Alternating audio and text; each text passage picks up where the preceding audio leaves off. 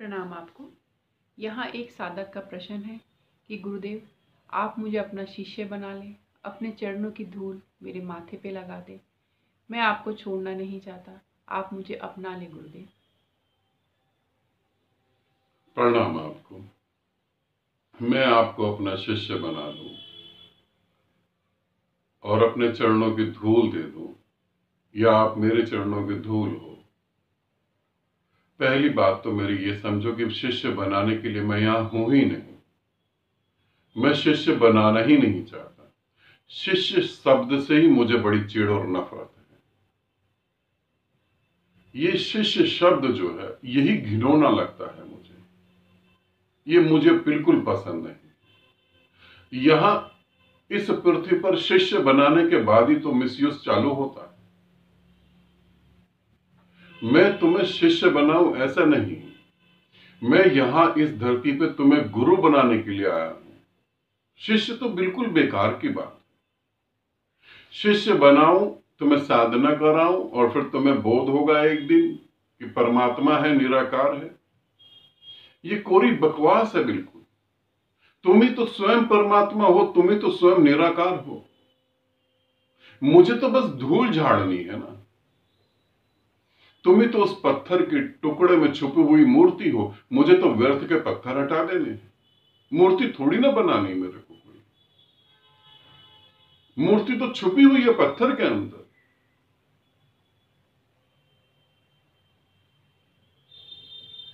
मुझे तो बस धूल हटानी है।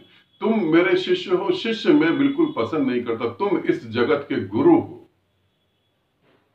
मैं गुरु पसंद करता हूं। शिष्य को तो वैसे भी मैं भगा ही देता हूं।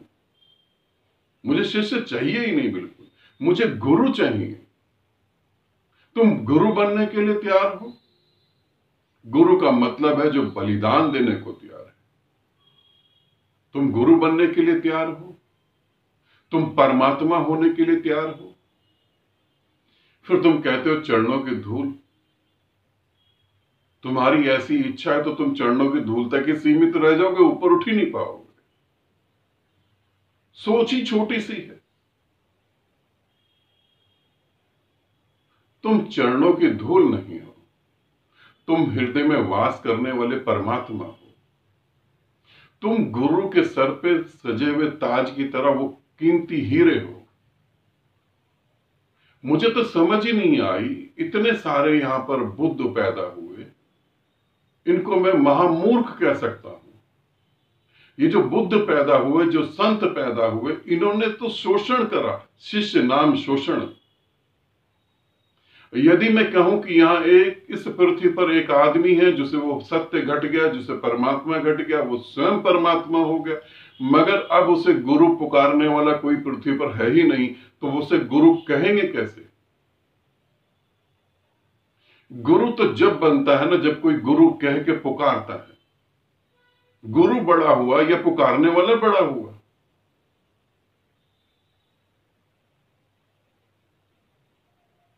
मैं अपने बच्चों का आदर करूंगा और मेरे बच्चे जो है मेरे राज्य को आगे फैलाएंगे।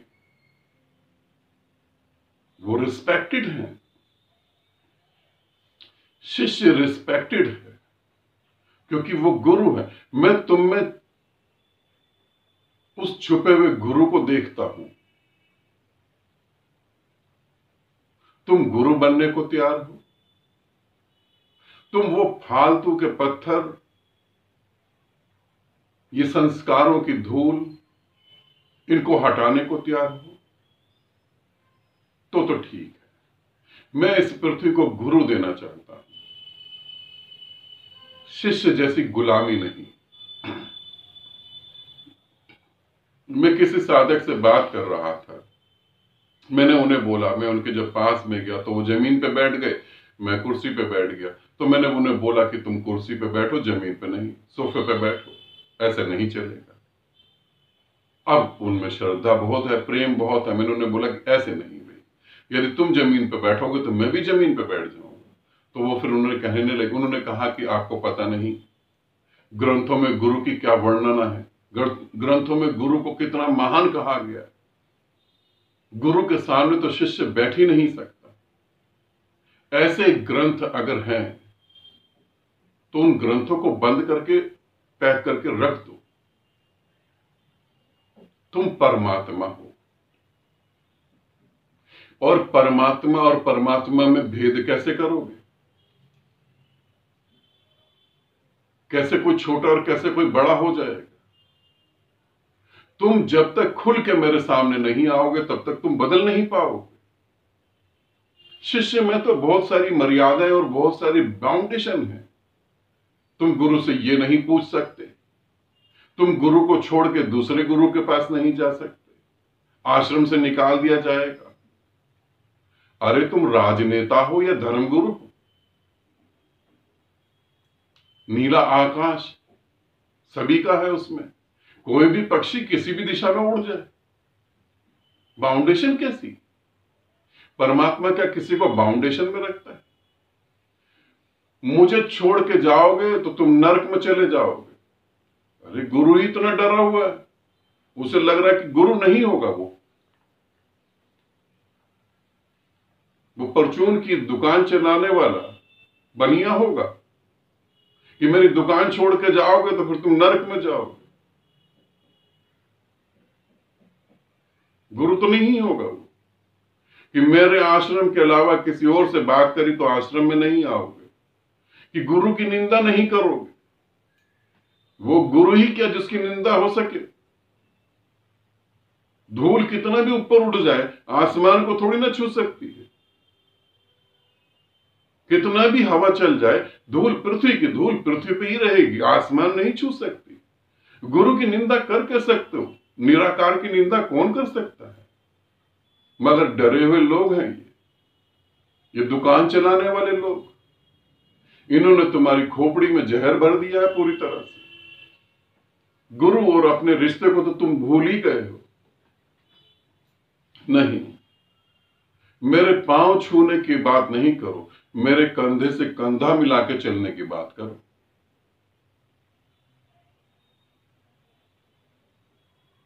गुरु बनने की इच्छा हो, पृथ्वी को बदलने की इच्छा हो, अपने को बदलने की इच्छा हो तो मैं स्वीकार करूं, मगर ये गुलामी स्वीकार नहीं कर सकता कि तुम शिष्य बने रहो। कल को शिष्य के मन में कई बार बातें आती हैं कि ये तो गलत है, बेचारा डर के मारे बोल ही नहीं पाता कि आप गलत हो। कई बार उसके मन में बातें आती हैं, मगर घबराया हुआ है क्योंकि जहर भर दिया खोपड़ी में कि कुछ बोलोगे तो नरक जाओगे।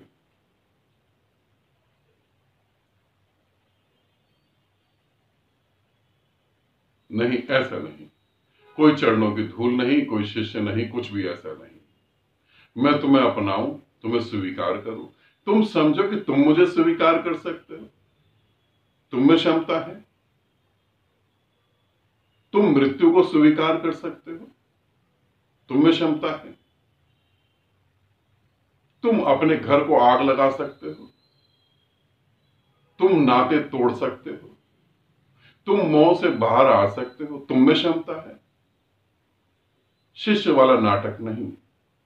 तुम में क्षमता है तो ठीक, नहीं तो फिर जहां पड़े हो वहीं पड़े रहो। और भी बहुत सारे लोग बैठे हैं जो तुम्हारी इच्छा के हिसाब से बात करेंगे। मैं नहीं, मैं गुरु चाहता हूं, शिष्य नहीं चाहता। मुझे गुरु बनने वाले व्यक्ति चाहिए, शिष्य नहीं चाहिए। मैं शेर की तरह हूं तो मैं शेर ही को पसंद करूंगा, लोमड़ियों को नहीं। तो मुझे वो साधक तो बिल्कुल नहीं चाहिए। मुझे चाहिए जो कह सके अहम ब्रह्मास्मि, वो चाहिए। आनंदित रहो, सदा खुश रहो। बहुत बहुत प्रेम आप सभी को।